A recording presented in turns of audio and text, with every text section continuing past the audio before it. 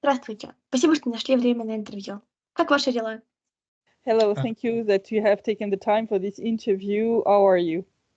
Yeah, very, very, very good. And I want to say I'm very honored that you're making this interview with me because the people, you and all the people of Donbass, you have changed the course of history. You stopped NATO, the NATO empire, the NATO expansion, and you are a hope. You are a beacon of hope for all the people around the world, all the oppressed peoples around the world. So thank you for your courage and your strength. Thank you. Thank you. У него все хорошо. Он сказал, что это большая честь, что он здесь, потому что он считает, что народ Донбасса — это те люди, которые прекратили этот прогресс НАТО, и из-за этого народ Донбасса дал пример для всего мира. Это почему для него это очень-очень большая честь быть здесь с нами сегодня. Так что он очень благодарит нас за эту возможность. Радостно это слышать.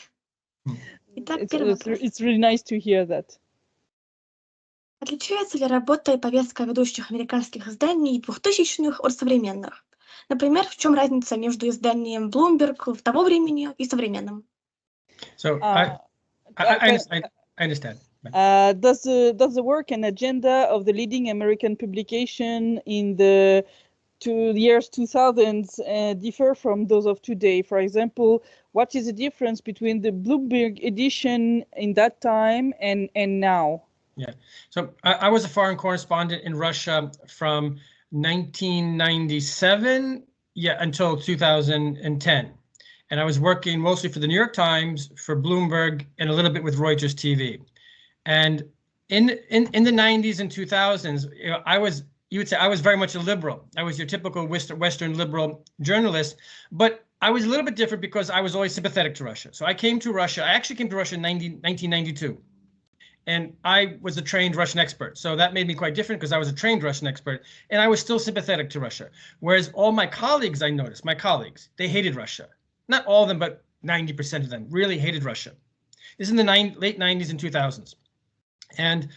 But still, it was more or less, I mean, it wasn't so bad as today. Like today, back then, they wanted to get, the journalists wanted to get really good, well, they called good stories where they were going to expose Russia and show what's happening in Russia. Of course, to show Russia in a negative light, right? And today, what you have in the major media is 100% total and deliberate disinformation, propaganda, and lies. I read the New York Times and Reuters and Bloomberg, and there is not one word of truth today. That's the difference. Так, он работал в России между 1997 году до 2010 году. Он работал для New York Times, Bloomberg. Он был, скажем так, либеральный, но он приехал в Россию, он любил Россию. Он любил Россию, он был эксперт о России, не как другие коллеги, которые, он сказал, большинство, они ненавидят Россию. И он видел, что вот в 90-м, 2000 годов, да, конечно, коллеги хотели делать сенсации, да, такие статьи, где они могут сказать, что да, Россия плохая и так далее, но что он видит сейчас, он сказал, он читает сейчас Reuters, Bloomberg, New York Times, и что он видит, это что есть ни одного слова правды. Ни одного слова правды, это просто дезинформация, но от начала до конца, скажем так. Так что сейчас это намного хуже, чем это было, скажем так, 25 лет назад. Это печально. В каждом сегменте можно встретить информацию о том, что фонд Сороса, являющийся частной организацией, вмешивается в выборы президента США, оказывая влияние на американские СМИ, в том числе для травли сторонников Трампа. Так ли это? In the American segment, you can meet information that the Soros Foundation, which is a private organization, interferes in the US presidential election by influencing the US media, including to harass Trump supporters. Is it true? Yeah. So George Soros is obviously one of the most powerful oligarchs in America and a very politically and socially active oligarch. So he has an agenda. It's an agenda to entirely radically change America. And this radical vision, and I don't even want to call it leftist. I don't even know what it's not left, it's not right. It's just this radical vision to entirely transform America. And he has been actively interfering in elections, mostly on the local level. You know, he's been really active on the federal level also, but it's what's even more dangerous on the local level, especially going after, you know, helping to put his people into key positions of law enforcement in the justice system. You see, he's taking control of the justice system in order to use it as a repressive organ against opponents, against, say, Trump supporters. And I want to be very clear, I'm not a Trump supporter, but what's happening to these people is awful. It's illegal. It's repressive. We claim to be a free country, but we're not. I have to be very clear. The America today, I mean, certainly since 2021, America is now not entirely a totalitarian regime, but almost there. It's almost there. They're trying to build this totalitarian regime, and people like Soros are leading this effort to create this totalitarian liberal regime.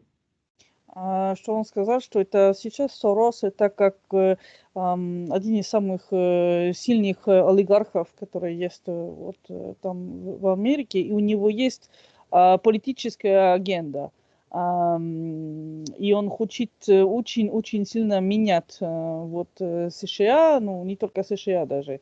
И что он делает, это, да, он мешает в эти президентских выборах и на федеральном уровне, но по большинству это на локальном уровне. Например, он сделал так, что у него есть свои люди, справедливость, да, ну как судьи и так далее, чтобы потом они могут судить людей, которые поддерживают Трампа, например.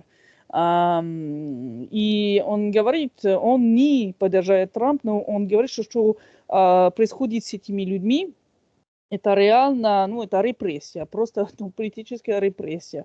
И что он говорит, это уже с 2021 года мы видим, что США это, скажем так, не еще диктатура, но это уже далеко на пути уже, так что это уже не демократия. После выхода интервью президента в России, как относятся к Такеру Карлсону в США? Есть ли вероятность того, что он может повторить судьбу Джулиана Ассанжа? After the release of the interview with the Russian president, how is Tucker Carlson treated in the US? Is there a possibility that could happen to him what happened to Julian Assange? So obviously the media, which is mostly liberal, 90% of the major media, they're liberal. They hate him. The White House hates him. Most of our ruling class, they hate him. But he is the most popular journalist in America. And they've tried to destroy his career. Remember, they fired him from Fox News, but he came back. And they're very, very angry about this. And then he does things like interview the president of Hungary, the leader of Hungary, and also now the president of Russia. Both of them, the leader of Hungary and Russia, they're obviously the top enemies of the liberals, the globalist liberals. So I think they won't put Tucker Carlson, they won't put him in jail, but I think it's possible that they might physically destroy him. I mean, I think his death is certainly a possibility. Putting him in jail would create too many awkward moments. It'd be too difficult. But I think next time eventually they will decide. Maybe after the election, maybe before the election, they might physically destroy him. Он говорит, что как сказать, элите в Америке ненавидят Такера Карлсона. Большинство, эти СМИ в Америке, они либеральные, они тоже ненавидят его. Конечно, факт, что он сделал интервью и с президентом Венгрии, и с президентом России, это для них очень большая проблема, потому что они против все эти либеральные, скажем так, ценности и так далее. Но Он очень не только известный, он вообще на такой, так известный на такой уровень, они не могут судить его, ну, делать как Джулиан Ассанж, отправить его в тюрьму. Это было бы очень опасно для них. Что он думает, это что большинство, ну, это риск, это что они будут уничтожать его. Просто. Так что он не знает, если это будет до выборов или после выборов, но есть большой риск для его жизни. Потому что они попробовали уже молчать его, да, когда они уволили его от Fox News, но это не работало, он вернулся, и вот он сделал эти две большие интервью, которые, вторая, очень большой резонанс был во всем мире, так что они понимают, что он очень опасен для них. Подача информации о России в негативном ключе и нагнетание ситуации — это попытка властей США отвлечь людей от внутренних проблем или что-то иное? Так, it is an attempt by the US authorities to distract people from domestic problems or something else? Yeah, I mean, to a certain extent, to a small extent, it's an attempt to distract the American people from the problems. And we have many, we have problems. We have a deep economic crisis, deep social crisis, deep financial crisis. So again, to a certain extent, a small extent. Okay, now the big extent, what's really happening here, we have to look at this. Let's just say, let's go 50 years in the future, okay? Now, 50 years in the future, historians are going to look back at this era in American history, and what are they going to say? They're going to say that we're living in the period when it's the end of the American Republic and the beginning of the American Empire. I mean, actually, this process began in 2001, after 9/11, right? When America became a mighty empire after 9/11. We're trying to conquer the Middle East. And now we're trying to conquer Russia. So, it's important to understand this broader historical context. The people who make our foreign policy, they are not dependent on the president. They're not dependent on the senators or the generals. We have a foreign policy elite. They've been in power for many, many decades.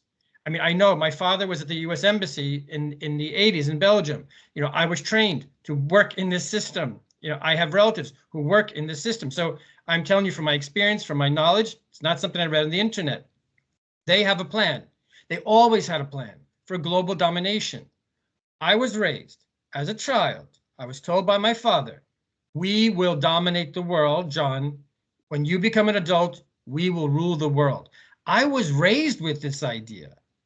So that just gives you an idea. This goes back a long time. This is not something new. This has been a plan that was set in action a long time ago. Что происходит сейчас, с Россией и так далее, как он говорит, если это, чуть-чуть, чтобы делать диверсии от внутренних проблем Америки, да, есть проблемы экономики, финансы, социальные проблемы есть. Но по большинству это не так. Как он говорит, если мы смотрим на будущее, да, через 50 лет, когда историки будут смотреть ситуацию сейчас, они будут сказать, это был момент, когда Американская республика больше нет, и когда начинала Американская империя. Но если мы хотим быть очень точными, это все началось в 2001 году. Когда после вот эти теракты, да, которые были в Нью-Йорке, США попробовал уже схватить Ближний Восток. И так, когда они начинали все это контролировать, все мир, но он говорит, это план, который был в США уже очень давно, когда он был еще ребенком. Его отец работал в посольстве в Бельгии, и он уже ему сказал, мы будем руководить мир. Так что это уже план, который есть у США очень-очень давно. Так что этот бой против России – это часть этого плана. Насколько американские власти готовы вмешиваться в выборы президента в России? Каким, по-вашему, может быть это вмешательство? To what extent are the US authorities ready to interfere in the presidential election in Russia? In your opinion, what kind of interference could it be? So America has been interfering in America has been interfering in Russian politics since at least 1991, if not earlier, even during the Soviet period, right? The US government was always supporting so-called opposition, so-called dissidents, and of course, they put Yeltsin in power in that second election in 1996. I was in Russia. I remember that. The American advisors helped Yeltsin to win. And then when when Vladimir Putin became first prime minister, then president, that was the beginning of a new chapter in Russian history when Russia began to take back its sovereignty. And of course, America was very angry. The US government was very angry. And then, as we know, in 2011, 2012, they began to interfere in Russian domestic politics in a big way. And that's when they hired agents. They recruited agents like Alexei Navalny. And these people, so-called opposition figures, and they were paying journalists and paying opposition figures. I know because I witnessed this myself. I told you I was a journalist in Russia, right? Of course, I was a journalist, and you can see that. But I was at an event. I'll never forget. I was at an event in Veliki Novgorod. I'm sorry, the year, was it 2000 or 2001? I forget. But it was an event for young Russian journalists, and it was sponsored by the U.S. Embassy. And this woman, a Russian woman, they were working for USAID. And they had so much money to brainwash young Russian journalists. And this was like the year 2000, 2001. So I literally saw this with my own eyes. I was a part, they invited me to the weekend. They invited me to this conference for the weekend, and they brought young journalists from all around Russia. And, they paid for them, nice trip, nice expenses. And I saw with my own eyes how they were trying to brainwash a new generation of Russian journalists. And so maybe that was 2001. So think about it. Those journalists are now 40, probably 40, 45, 50. So these are probably young journalists who are supporting Alexei Navalny. You see how they work?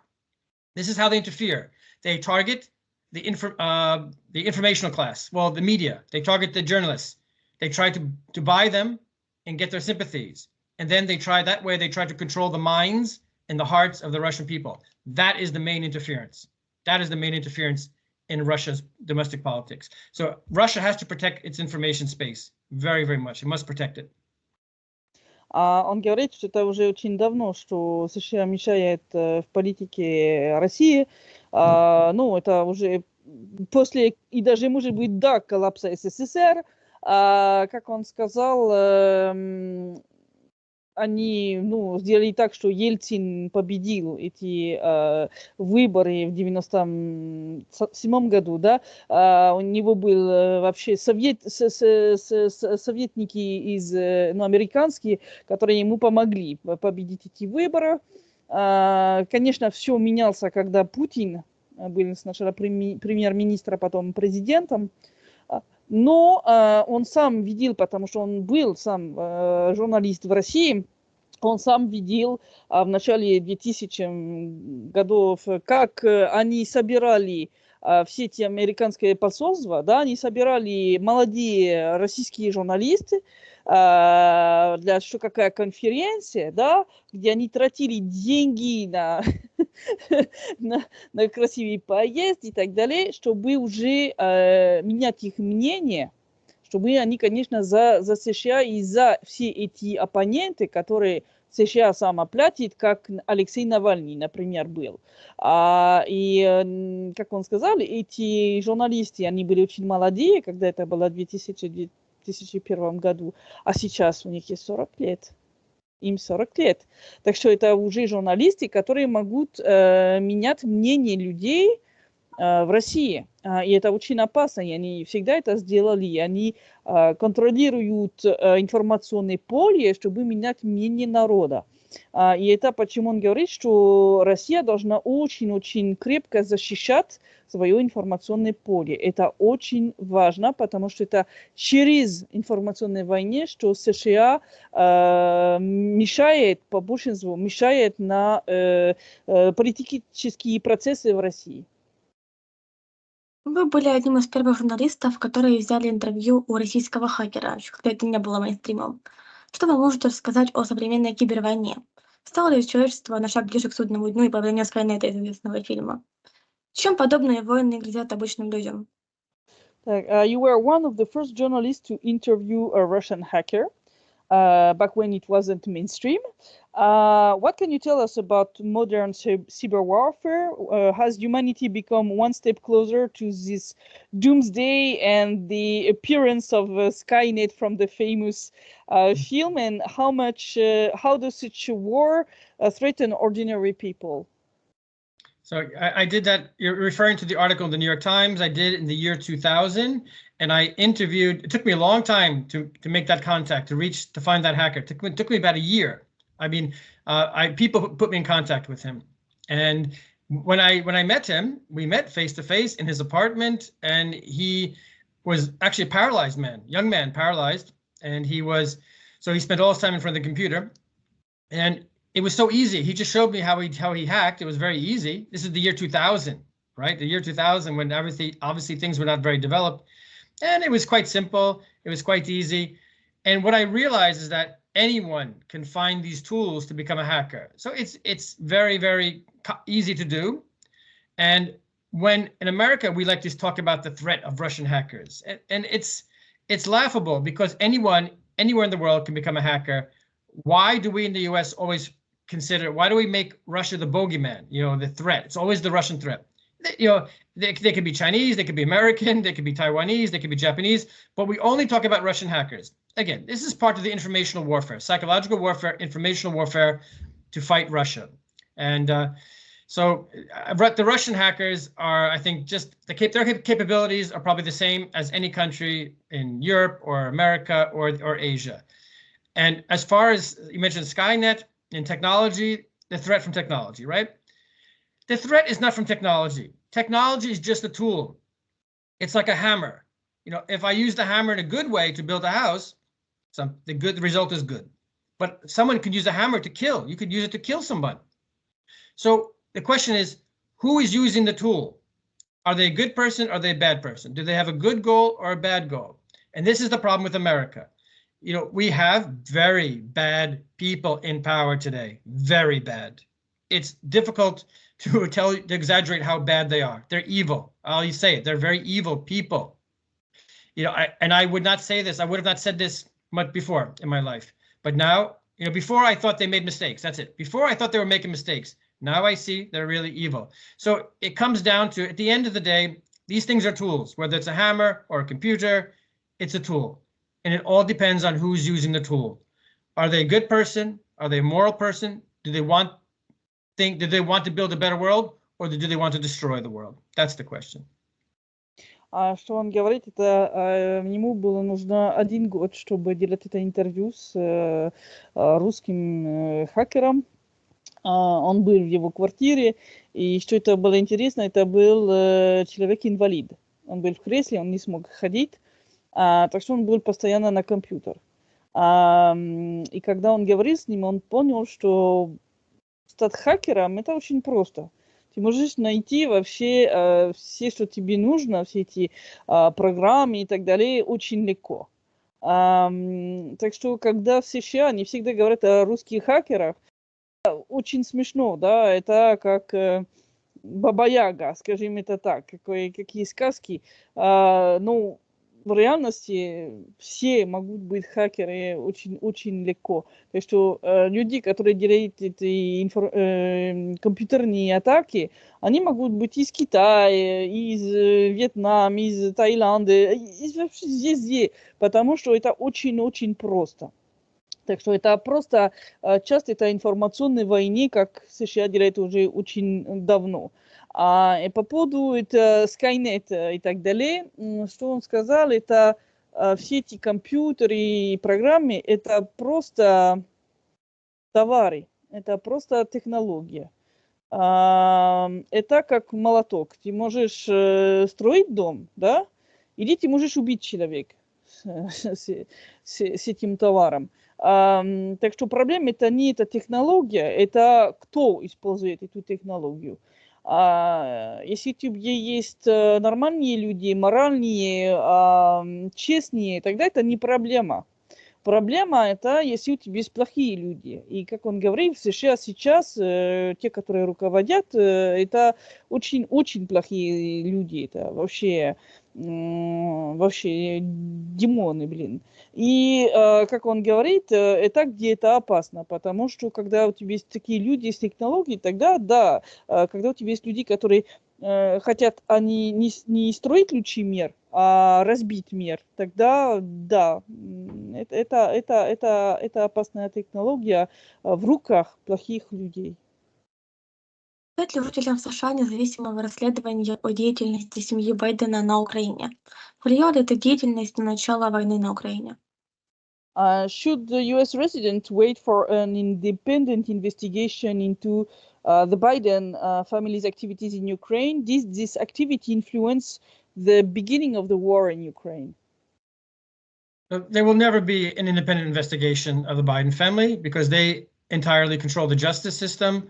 They control the media. Some media, such as, Fox News has given a little bit of attention to the criminal activities of the Biden family in Ukraine. Of course, Tucker Carlson has, some independent journalists have, but for the most part, most media have shut down this story. They will not talk about it.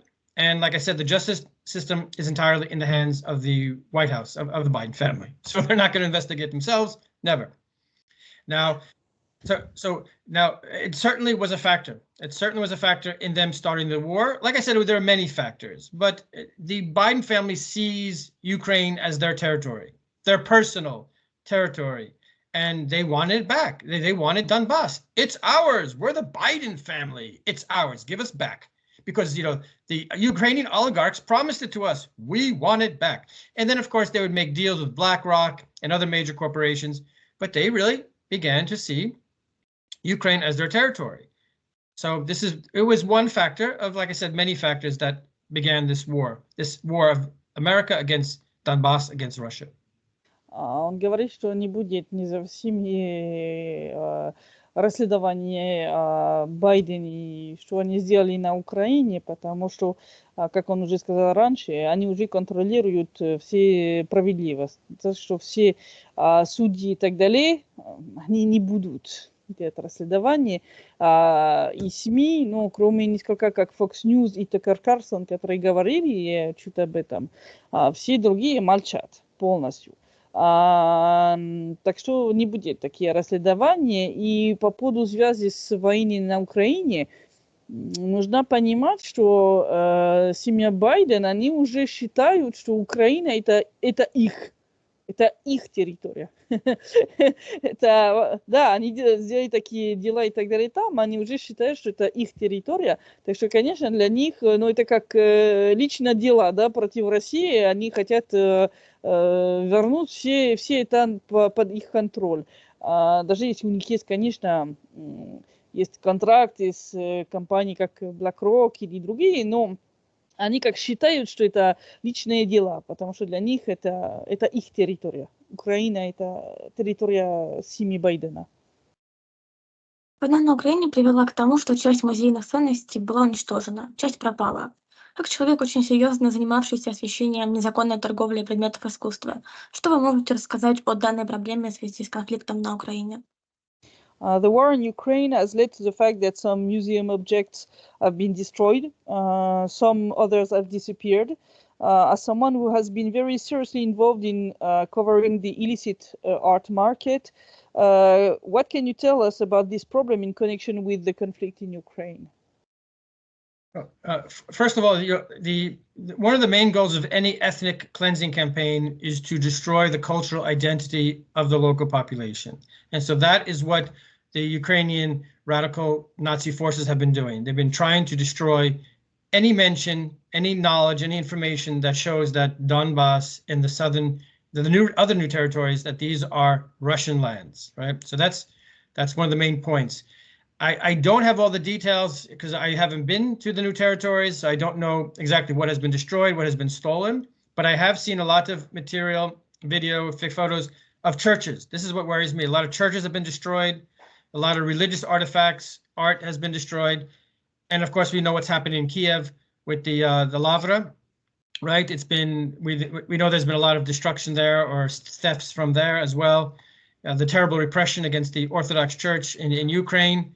So this destruction of Ukrainian Orthodox churches and this repression against Orthodox churches, this is the most horrible and heinous crime against culture, and in world culture, because it's a part of world culture. It's Russian culture, but it's also a part of world culture. So this is certainly one of the worst crimes against world culture that we've seen since 1945.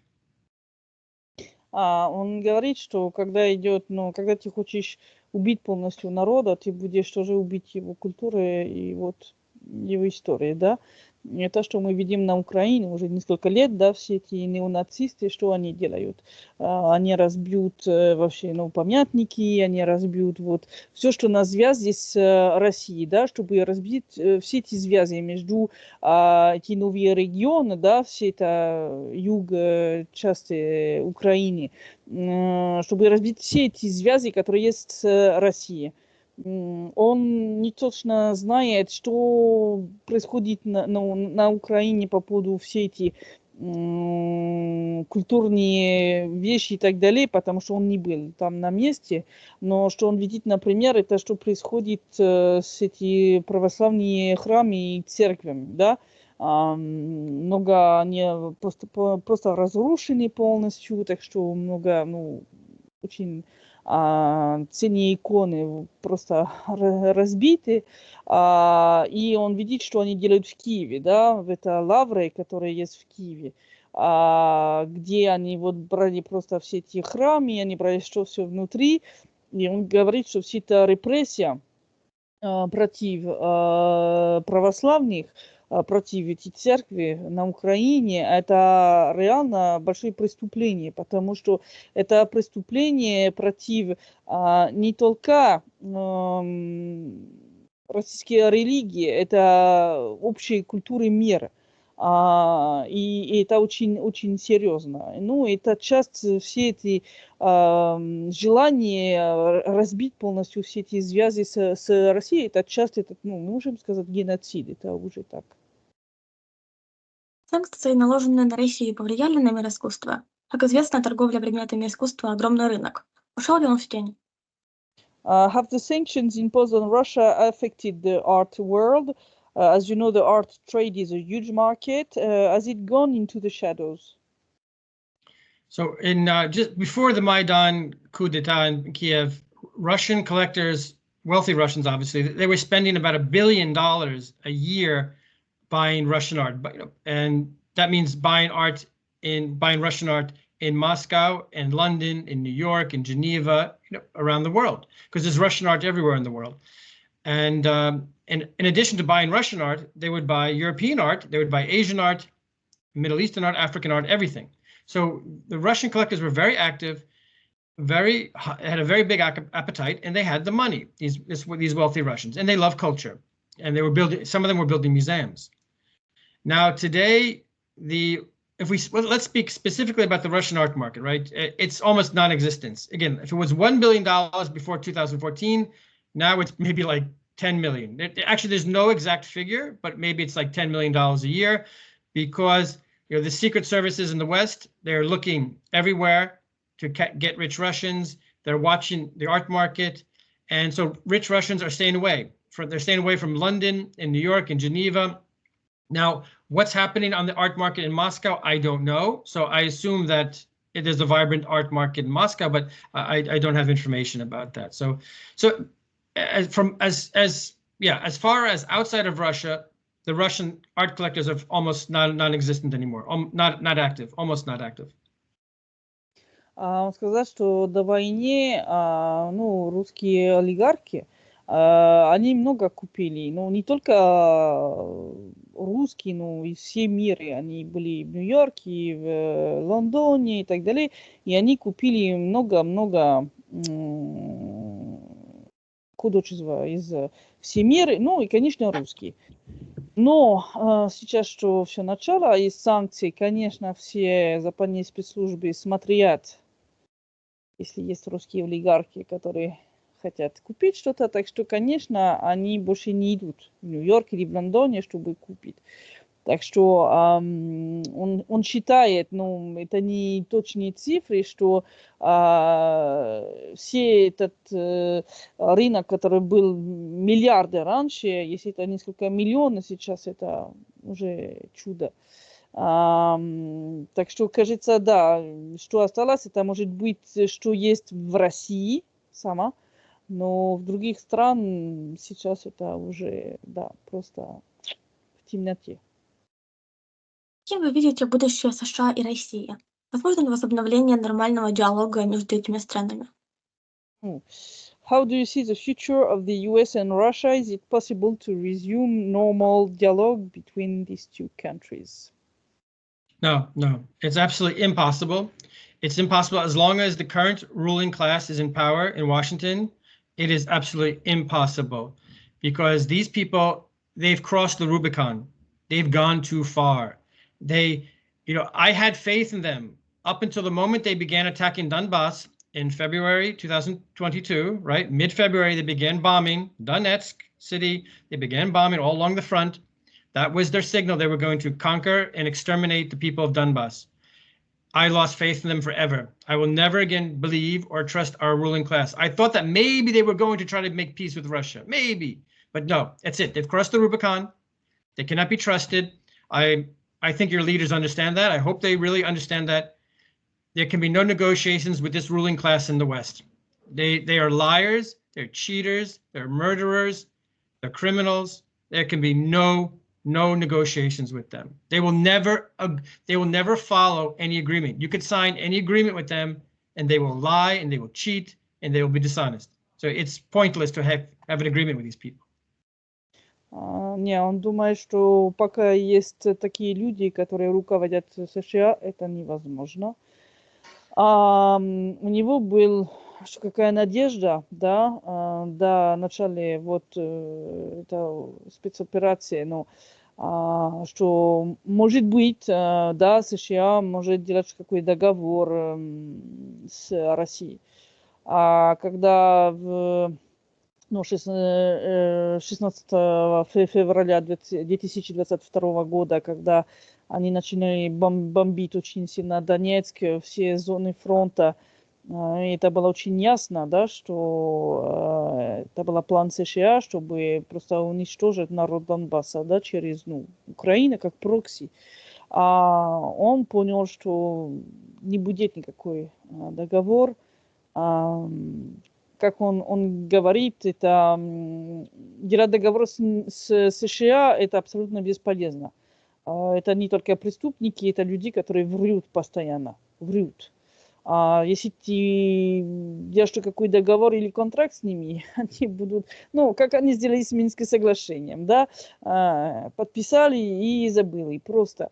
И это будет так. Так что он говорит, что российские власти должны реально понимать, что невозможно переговорить с властями, американскими властями, это абсолютно бесполезно. Бесполезно, потому что они уже в менталитет просто схватить и убивать, и все. Ну и напоследок вопрос, который я задаю всем своим собеседникам. Ваше самое важное решение в жизни? So this is the last question of our discussion. What is your most important decision in life?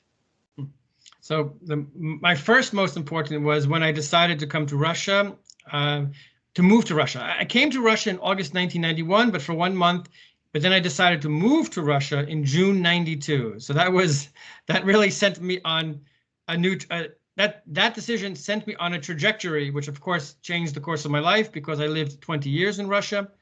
And the second most important decision was when I left Russia. I left Russia in January 2013 and came to the United States.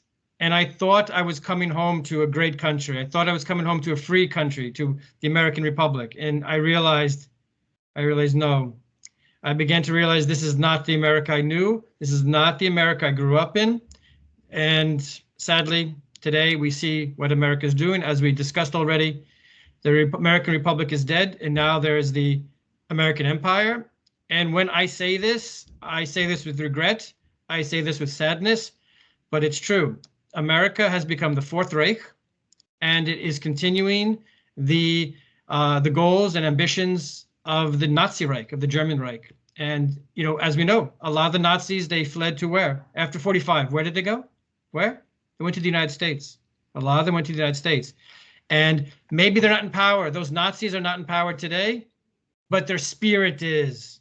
Their spirit is in the American system. It has taken control of the American system. So this is, yeah, obviously very tragic and sad for me personally and for all the people in the world, and especially for you people, your people, the Donbass people. And again, I want to say my sincere belief in your strength, my admiration for your strength, for your courage. And you have literally changed the course of history in a good way, in a very good way. You've stopped this evil. You've stopped this Fourth Reich. And I don't, you know, I can't say that most American people support you. I can't say that. Most American people are zombies. They're zombies and they don't know what's happening. They don't want to know. A few of us, some of us here in America, we know what's happening. And we support you because we believe in the truth. We believe in justice. We believe in goodness. That's why we support you. You know, when I left Russia, again, when I left Russia in January 13, I said, that's it. I'm done with Russia. Just because I wanted to have a new chapter in my life. Not because I was unhappy or something. I just said, I want a new chapter in my life.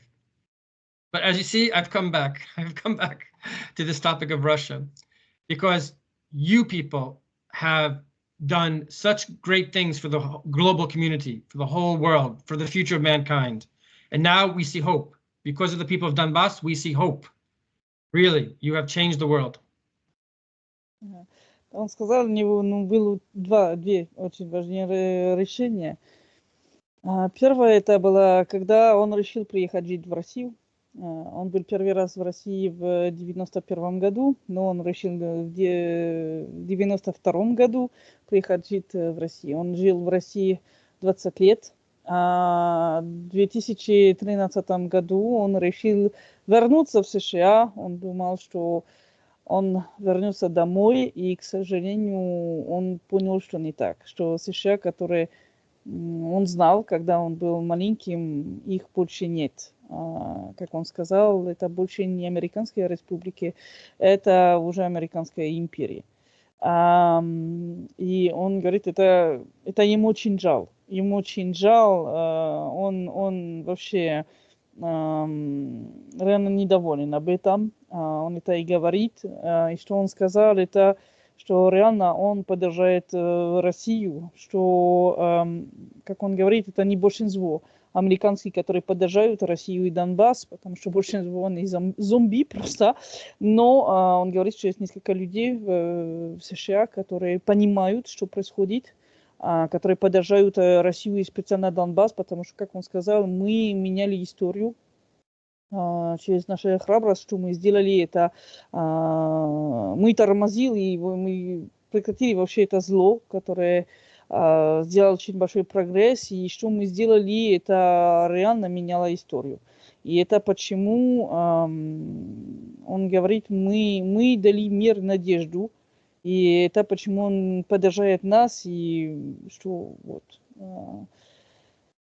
да.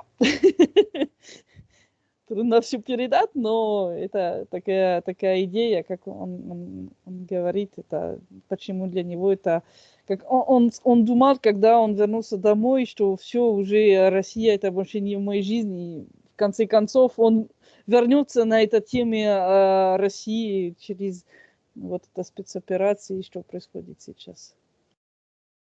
Большое спасибо за беседу. Была рада пообщаться. Спасибо за перевод, Кристаль. Thank you very much. Thank you. It was great talking to you. Very good. And thank you for the translation. Excellent translation. Thank you very much for that. Thank you. You're welcome. Thank you.